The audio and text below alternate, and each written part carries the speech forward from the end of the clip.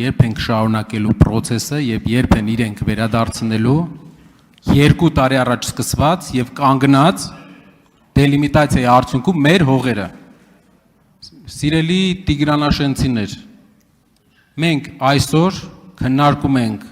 ձեր տների հարցը։ Դուք այս ընտրություններուն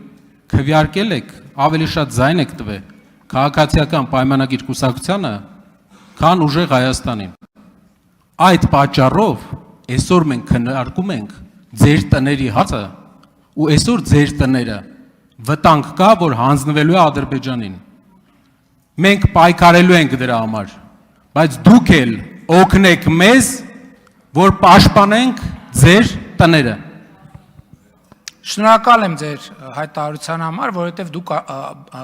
ապացուցեցիք, որ դուք պատերազմի կուսակցություն եք։ Որովհետև հիմա դուք ասացիք, որ պատրաստ եք դրա համար պատերազմ սկսել Ադրբեջանի հետ։ Դուք դրանով ապացուցեցիք այն, ինչ որ սկզբունքորեն ապացուցելու կարիք չկար էլ։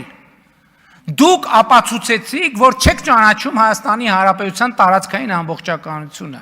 որովհետև երկրի տարածքային ամբողջական, ցանկացած երկրի տարածքային ամբողջականություն պարփակված է հարևանների տարածքային ամբողջականությամբ։ Տեսեք, այդ որ ասում եք դուք պառավաքարի